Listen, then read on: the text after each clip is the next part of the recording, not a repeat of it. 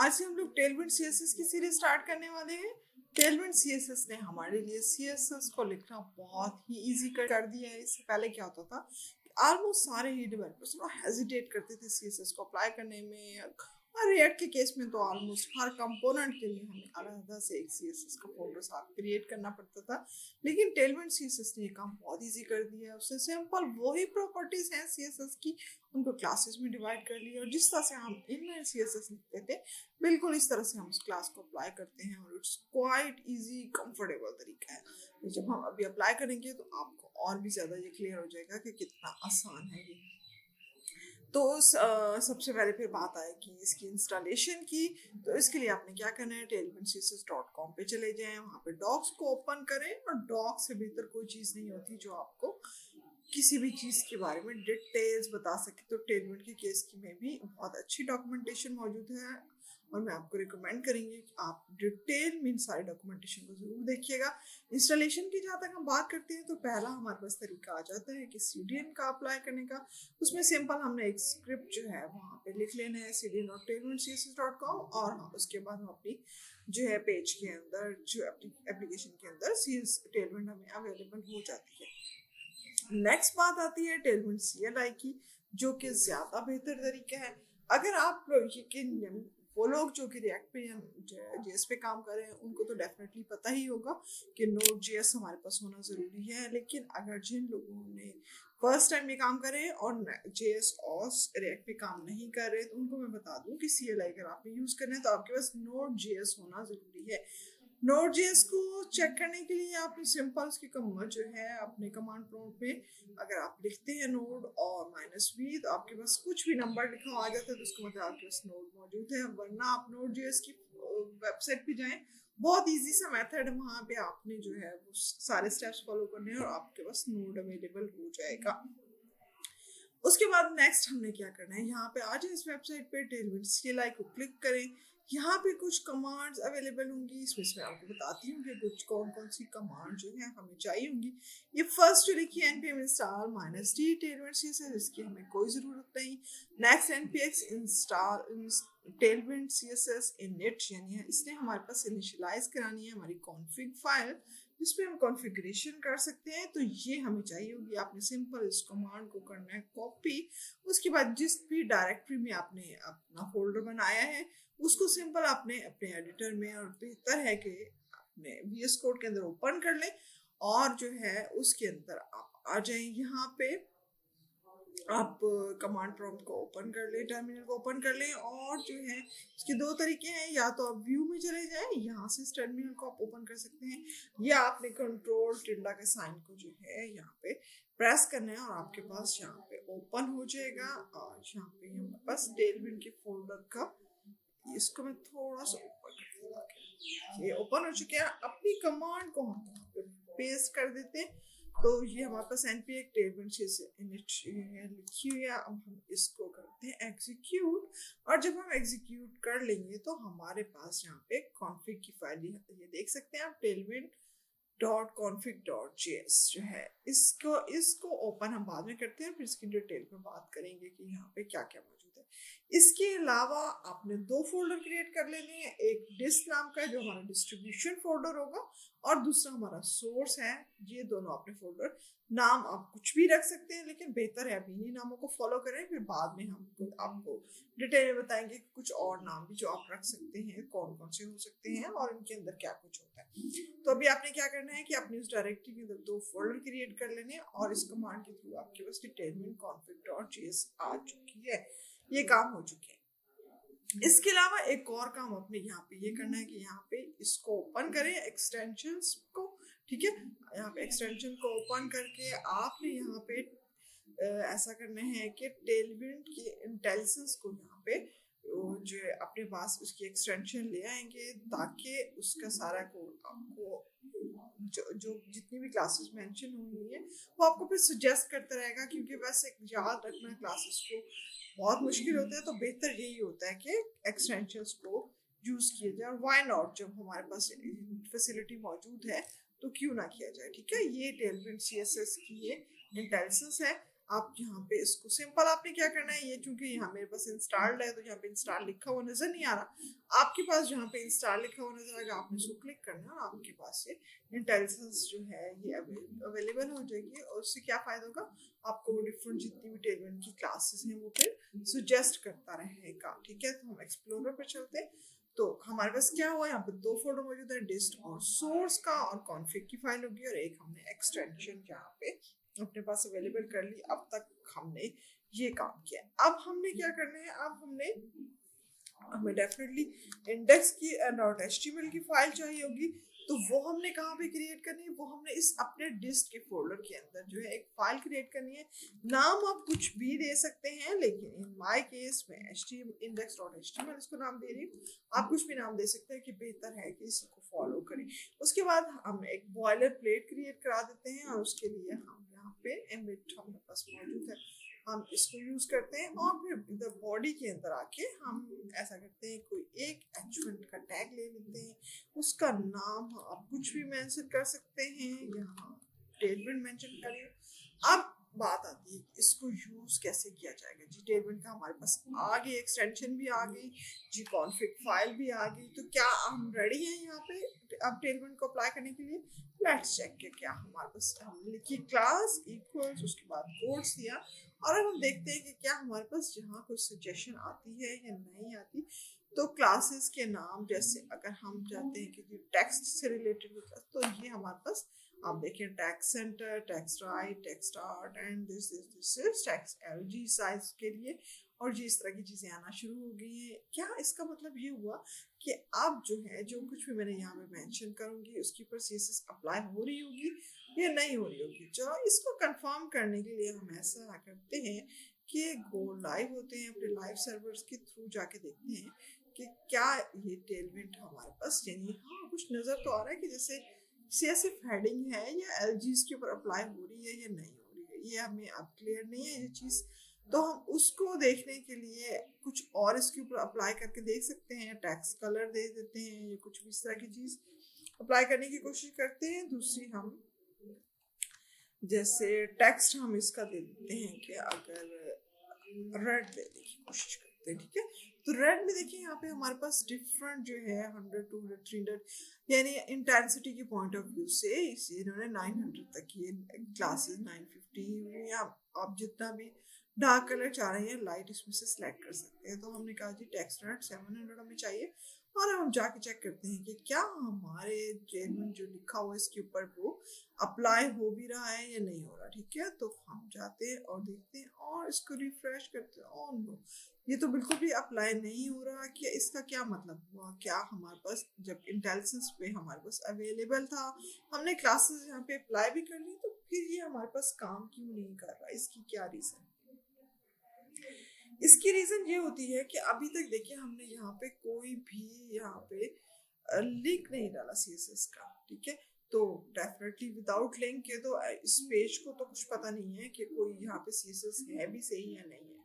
ठीक है, हमें तो यहाँ पे कुछ CSS नजर भी नहीं आ रही, सिर्फ हमारे पास ठीक है एक एक्सटेंशन होगी और दूसरा हमारे पास index.html की फाइल है। इसके अलावा तो हमें कुछ नहीं। ठीक है, क्लासेस की यहाँ पे हमारे पास सजेशन आ रही थी, हमने क्लासेस यहाँ पे अप्लाई कर ली। और यहाँ पे क्लासेस के बारे में आपको डिटेल बताऊँ तो यहाँ पे आप कर्सर रखिए, तो जो CSS लिखी होती है ना बैक पे जिसके ऊपर क्लास बनी है, वो यहाँ पे पूरी डिटेल आ रही होती है। जैसे यहाँ पे 700 उसने कहा कि RGB 185 28 दिस ये, और ओपेसिटी इतनी, और ये सारी चीज़ें इस क्लास के अंदर यूज हुई है। इस तरह से LG के यहाँ पे आप रखें तो आपको बता रहा है कि जी फॉन्ट साइज 1.125 रैम है, या फिर आप 18 पिक्सल समझ सकते हैं कि जिसके 18 पिक्सल, और दूसरा LG जो है तो उसने लाइन हाइट भी यहाँ पे जो है 28 पिक्सल यहाँ पे इसने लाइन हाइट भी इसको दी हुई है। ठीक है, ये दोनों चीज़ें क्लासेस हम यहाँ पे यूज़ करें, लेकिन अभी तक तो हमारे पास ये क्लासेस अप्लाई ही नहीं हो रही। तो उसको अप्लाई करने के लिए हमें क्या करना होगा, कौन से स्टेप हमें फॉलो करने होंगे कि हम जो है, तो हम वापस चलते हैं अपनी डॉक्यूमेंटेशन पे और देखते हैं कि नेक्स्ट हमारे पास क्या मेंशन है। तो जहाँ पे config.file की बात आई, तो यहाँ पे उसने मेंशन किया हुआ है कि कुछ कंटेंट के अंदर कुछ मेंशन यहाँ के वो कहते हैं ./source और उसके बाद दिस कुछ इस तरह की चीजें मेंशन है। ये क्या चीज़ है, ये जाते हैं हम अपने उधर जाके चेक करते हैं कि कॉन्फ़िग में हमारे पास क्या यहाँ पे लिखा हुआ है। तो यहाँ पे कंटेंट जो है हमारे पास खाली है। यहाँ पे हमने क्या करना होता है, यहाँ पे हमने इंडेक्स जो हमारी फाइल है उसका यहाँ पे हम पूरा जो है पाथ देंगे कि वो एक्चुअली कहाँ पे मौजूद है। तो यहीं पे हमारे पास मौजूद है, हम कह देते हैं कि जी करंट फोल्डर में है। तो हमने यहाँ पर कर मेंशन कर सकते हैं कि जी डॉट स्लैश करके, और इसको आपने ये देखिए क्या एरर दे रहा था, रीजन ये है कि हमेशा इसको कोट्स के अंदर मेंशन करते हैं, ठीक है। डॉट और स्लैश करके आप मेंशन करें, फिर उसके बाद आप चले जाएं आपके सोर्स के अंदर मौजूद है या डिस्क के अंदर मौजूद है, ठीक है। हमारी किसके अंदर मौजूद है, हमारी डिस्क के अंदर मौजूद है। तो सोर्स के अंदर हम नहीं मेंशन करें, हम यहाँ पे क्या मेंशन करेंगे, डिस्क के अंदर, ठीक है। और उसके बाद नेक्स्ट क्या करना है, नेक्स्ट आपने कुछ नहीं, आपने सिंपल जो भी नाम दिया हुआ है, जैसे इन आवर केस अभी हमने HTML index.html लिखा हुआ था, तो हम सिंपल इसको जो है यहाँ पे मेंशन कर देंगे। ये कंटेंट के अंदर हमें मेंशन करना होता है। यहाँ पे एक काम आप और भी कर सकते हैं, अगर आप यहाँ पे index.html नहीं डालना चाहते और मे बी आपके पास डिफरेंट और भी HTML हैं जिनके ऊपर आप टेलविंड्स पोस्ट कर देते हैं, बहुत सारे HTML के पेजेस हैं आप उनके ऊपर, तो उसके लिए सिंपल क्या करेंगे, यहाँ पे index.html डालने की बजाय आप सिंपल यहाँ पे स्टार डाल देंगे इंडेक्स की बजाय। तो स्टार फॉर ऑल होता है, तो HTML की जितनी भी फाइल्स होंगी वो उसके ऊपर अप्लाई हो जाएगा, ये आपको फायदा हो जाएगा, ठीक है। यानी आप हमारे पास कंटेंट का हमने इसको बता दिया कि भाई हमारी index.html कहाँ पे मौजूद है, तो अब उसके लिए जी इजी हो गया। तो आप चेक करते हैं कि क्या अब ऐसा होगा कि जो हमने यहाँ पे कौन लिखा है, टेलविंड की जो हेडिंग लिखी है, अब क्या उसके ऊपर अप्लाई हो रही है या नहीं हो रही। तो इसके लिए चेक करते हैं, हम जाते हैं, गो लाइव होते हैं और जाके चेक करते हैं कि यहाँ पर हमारे पास अभी भी हमारे पास यहाँ पे कुछ भी नहीं ऐसा, टेलविंड तो कोई अप्लाई हो ही नहीं रही। अब इसका क्या हल किया जाए, इसका क्या स्टेप है, इसका स्टेप ये है कि एक्चुअली हमें दो CSS की फाइल्स चाहिए होती हैं, एक इनपुट और एक आउटपुट। बिल्ड में जो है हमारी जो है टेलविंड की जो डिटेल सारी मौजूद होती है, वो पूरा कोडिंग हुई होती है, CSS की वो डिटेल्स लिखी होती है, वो output.css में हमारे पास लिखी होती है। हमारी अपने पास होती है input.css, ठीक है। तो ये दोनों चीज़ों का होना हमारे पास ज़रूरी है। हम डॉक्स पे दोबारा चलते हैं और जाके देखते हैं कि आखिर हमें और नेक्स्ट क्या करना होगा। यहाँ पे source slash input dot CSS mention हुआ है, यानी इट मीन्स कि वो चाह रहे हैं कि आप जो है अपने सोर्स के फोल्डर के अंदर इनपुट डॉट CSS की एक फाइल जो है वो क्रिएट कर लें, ठीक है। तो हम क्या करेंगे, इसको हम कर लेते हैं अपने पास कॉपी, और उसके बाद चलते हैं और जाके अपने पास सोर्स के अंदर इनपुट डॉट CSS नाम की एक जो है क्रिएट कर लेते हैं फाइल। तो ये हम आगे सोर्स के अंदर यहाँ पे हमने न्यू फाइल जो है बनाई और उसका नाम हम इनपुट इन केस input.css ही रख लेते हैं ताकि हमारे लिए इजी हो उसको फॉलो करना। तो आपने इसको लिख लिया, तो अब सिंपल आपने इसको ओपन कर लेना है और वहां से जो कुछ भी हमने कॉपी किया था यहाँ पे हम सिंपल क्या करते हैं कि आके पेस्ट कर देते हैं, ठीक है। अब हमने जब पेस्ट कर लिया तो may be in my case यहाँ पे इस तरह का कोई भी वार्निंग या एरर नहीं आ रहा, लेकिन अगर आपके पास सपोज ऐसा होता है कि कोई एरर या वार्निंग आती है, तो आप नीचे कमेंट बॉक्स में मुझे मेंशन कर दीजिएगा, मैं आपको बता दूंगी कि किस रीज़न की वजह से है आपके पास, क्योंकि यहाँ पे एक दो रीजन है जिनकी वजह से यहाँ पे एक एरर आने के चांसेस होते हैं, ठीक है। तो जो है उसके बाद नेक्स्ट जो है आप या ऐसा करते हैं, इस स्टेज पे मैं आपको ये भी क्लियर करती चली जाती हूँ कि जो है यहाँ पे आपके पास कौन सा एरर आ सकता है। यहाँ पे अगर आपके पास ऐसा हो कि वार्निंग के लिए हमारे पास येलो कलर में हमेशा आती है, तो येलो कलर की स्विगली लाइंस अगर यहाँ पे आप आ रही है तो आपने क्या करना है, कंट्रोल और कॉमा प्रेस करना है, कंट्रोल कॉमा प्रेस करके, और जो आपके पास जो है यहाँ पे जो भी एरर आ रहा होगा सिंपल आपने उस एरर को यहाँ पे मेंशन करना है। तो उस एरर को सेटिंग में मेंशन करके और आपने उसको रिजॉल्व कर लेना है। जैसे आपके पास अगर कुछ अननोन इस टाइप का कुछ एरर दे रहे हैं कि जो है हम नहीं जान रहे हैं कि जी ये क्या चीज़ है आपके पास, तो ज्यादातर ये होता है कि अननोन एड रूल का हमारे पास एरर आ रहा होता है, ठीक है। तो यहाँ पे सिंपल जैसे क्या किया हुआ इग्नोर जो है मैंने सेलेक्ट किया हुआ, अगर सपोज इसको इग्नोर को अगर हटाएं और वार्निंग यहाँ पे कर दें, तो वो वाली वार्निंग टेलविंड कॉन्फ़िग ये हमें यहाँ पे input.css में नजर आ जाएगी ये वार्निंग, ठीक है। तो अगर आपको इस वार्निंग आ रही है तो आपने क्या करना है, कंट्रोल कॉमा प्रेस करना है, यहाँ पे सेटिंग में आ जाना है और सेटिंग में सिंपल इग्नोर को सेट कर देना है रेदर देन वार्निंग के, ठीक है। जब आप वार्निंग हटा देंगे तो वो आपको यहाँ से वार्निंग देना भी बंद कर देगा, ओके, ठीक है। आई होप आपको क्लियर होगी ये बात। और अब क्या करना है, कंट्रोल कॉमा प्रेस कर लेना। तो यहाँ से भी समझना है तो यहाँ पे सेटिंग पे भी जा सकते हैं, ठीक है। मैनेज पे जाए, सेटिंग पे जाए, वहां पे भी सेम क्या करना है, वार्निंग उठा के इग्नोर कर देना, इग्नोर को जो है सेट कर देना, ओके। अच्छा, उसके बाद ये क्या चीजें हैं इसके ऊपर डेफिनेटली हम बाद में बात करेंगे, डिटेल से बात करेंगे। फिलहाल आपने इसको सिंपल अपने इनपुट और सीएसएस के अंदर इसको मेंशन कर लेना है एंड नथिंग एल्स। उसके बाद नेक्स्ट हमें क्या करना है, अभी हमने बात की कि हमें इनपुट और सीएसएस और आउटपुट और सीएसएस चाहिए। इनपुट और सीएसएस तो क्रिएट होगी, तो आउटपुट और सीएसएस के लिए क्या होगा, आउटपुट और सीएसएस के लिए नेक्स्ट ये command npx statement -i dot slash source input dot CSS. इस बात का क्या मतलब है, ये क्या चीज है, -i यानी इनपुट सीएसएस की बात हो रही है। और यहाँ पे सिंपल ये जो एड्रेस इन्होंने दिया हुआ है डॉट स्लैश सोर्स, यानी सोर्स के फोल्डर के अंदर इनपुट डॉट सीएसएस मौजूद है। तो हमारे केस में भी हमने इसी तरह से ही रखी है कि हमने करंट फोल्डर के अंदर ही होंगे और सोर्स फोल्डर के अंदर हमारी इनपुट डॉट सीएसएस बनी है, तो ये इसी तरह से रहेगी। तो फिर दूसरी आगे -o यानी आउटपुट की बात हो रही है, वो कहाँ पे पड़ी होगी, तो वो हमने कहा है कि वो डिस्ट के फोल्डर में डाल दो, वो खुद ही क्रिएट कर देगा आउटपुट डॉट सीएसएस, ठीक है। तो यहाँ पे dot slash dist slash output dot CSS की फाइल यहाँ पे है, तो क्या होगा कि आउटपुट डॉट सीएसएस यहाँ पे बना देगा। और उसके बाद ये आपके नजर आ रहा है -वॉच। अगर ये आप नहीं मेंशन करते तो क्या होगा कि हर दफा जब भी कोई क्लास अप्लाई करेंगे आपको फिर दोबारा से जो है ना इस सारी की सारी जो है कमांड को दोबारा लिखना पड़ेगा। और फिर जो या कोई चेंज करते हैं, बिल्ड में चेंज आती है तो दोबारा से आपको, तो अगर आप -वॉच के यहाँ फ्लैग डाल देंगे तो उससे आपको ये फायदा होगा कि बस आप बेफिक्र हो जाएंगे, एक दफा लिख दिया आपकी इनपुट और सीएसएस भी मेंशन होगी, आउटपुट और सीएसएस भी मेंशन होगी, और वो खुद से ऑटोमेटिकली इसको वॉच करता रहेगा आप जो जो क्लासेस भी अप्लाई करते रहेंगे।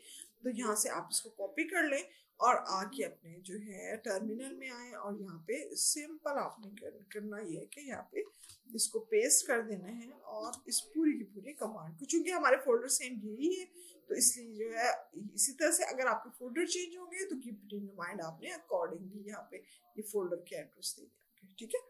तो जब ये कह रहा है रीबिल्डिंग डन इन 548 मिलीसेकंड, यानी ये क्या कर रहा है, अब ये आउटपुट डॉट सीएसएस देखिए हमारे पास पहले मौजूद नहीं थी, ये डिस्क के फोल्डर के अंदर हमने इसको कहा था दूसरे डिस्क के फोल्डर के अंदर ये क्रिएट की है। तो अब हम इसको ओपन करके देखते हैं और ये देखिए सीएसएस की सारी चीजें यहाँ पे डिटेल में, HTML की लाइन हाइट और दिस फॉन्ट फैमिली है, बॉडी के लिए क्या क्या चीजें चाहिए, HR में हाइट दिस, ये आप डेफिनेटली इसको जरूर पढ़ें। और अभी तो मैं इसको बहुत तेजी से सिर्फ गुजार नहीं हूँ, सिर्फ आपको दिखा रही हूँ कि आपको पता हो कि यहाँ पे क्या चीजें मौजूद है। आप इसके बाद उसको खुद से सारी की सारी रीड कर लेने आप ताकि आपको आइडिया होगा। वैसे तो सजेशन में आपको वैसे भी जब आप लिखने लगेंगे आपको मिल जाएगा, एक आधा दफा जब अप्लाई करेंगे उसके बाद तो फिर आप बड़ा हैंडी हो जाएगा आपके लिए, आप खुद ही ऑटोमेटिकली जो है, क्योंकि नाम भी ज्यादातर उसी से रिलेटेड होते हैं और CSS अप्लाई करके डेफिनेटली आप लोग सारे बॉर्डर पैडिंग मार्जिन इन चीजों को आई होप सो कि यहाँ पे डिस्क्राइब करने की जरूरत ही नहीं है, आप इन सारी चीजों से वाकिफ होंगे, ठीक है। तो अब ये हमारे के सारे स्टेप्स कंप्लीट हो चुके हैं, तो अब क्या हम उम्मीद कर सकते हैं कि वो जो हमारा टेलविंड का मासूम सा हेडिंग लिखी हुई थी आप क्या उसके ऊपर अप्लाई हो चुकी होगी, नहीं। एक काम और यहाँ पे हमारा, क्योंकि यहाँ पे देखिए हमारे index.html को अभी तक कुछ भी पता नहीं है कि उसके पास कुछ इस तरह की फाइल्स मौजूद हैं नहीं है, तो हमें यहाँ पे उसको डेफिनेटली यहाँ पे देना होगा नाम। तो हमने style.css नहीं बल्कि यहाँ पे क्या होगा आउटपुट, ठीक है, हमने आउटपुट नाम दिया था आउटपुट, ठीक है। तो हम output.css यहाँ पे मेंशन करेंगे और अब उम्मीद की जा सकती है कि जो है हमारे पास टेलविंड ये टेक्स्ट रेड हो जाएगा और LG की क्लास भी उसके ऊपर अप्लाई हो रही होगी, ठीक है। तो हम जाते हैं और उसको चेक करते हैं, आप ये देखिए, ठीक है। और फाइनली हमारे पास ये हो चुका कि हम इसको थोड़ा सा बड़ा करके देख लेते हैं, तो कि हमारे पास ये टेलविंड अप्लाई हो चुकी है और इसकी लाइन हाइट भी देख लें अकॉर्डिंगली जो है एडजस्ट हो चुकी है, कलर भी इसका टेक्स्ट। अब ये तो बहुत सिंपल सा था इन आवर केस अब डेफिनेटली हम आगे जब बढ़ेंगे तो बहुत अच्छी अच्छी चीज़ें बनाएंगे, कार्ड्स बनाएंगे, हम रिस्पॉन्सिव भी बनाएंगे। रिस्पॉन्सिव बनाना भी टेलवर्ड सीएसएस में बहुत इजी है, जो कि हमें सीएसएस अप्लाई करते हुए बहुत ही जो है उसके बारे में कॉन्शियस रहना पड़ता था। यहाँ पे रिस्पॉन्सिव की क्लासेस को अप्लाई करना बिल्कुल जो है चाइल्डिश है। यकीन करें बहुत ही ईजी और कंफर्टेबल है। आई होप कि ये आपको क्लियर हो गया होगा। आपने फर्स्ट ऑफ ऑल इसको सारी की सारी इंस्टॉलेशन करनी है, ताकि नेक्स्ट कल जब नेक्स्ट बात करें कोई कार्ड पे या किसी भी हेडर पे हम अप्लाई करेंगे टेलविंड, तो आपको आपके पास रेडी होनी चाहिए सारी की सारी फाइल्स। कोशिश करें कि यहाँ पे फोल्डर्स फाइल्स के नाम यही रखें, तो बाद में जब आप कंफर्टेबल हो जाएंगे तो फिर अकॉर्डिंगली आपको समझ आ जाएगी, तो फिर कोई प्रॉब्लम होगा ही नहीं आपको। ठीक है, तो कल मिलते हैं फिर। टिल दैट, अल्लाह हाफिज़।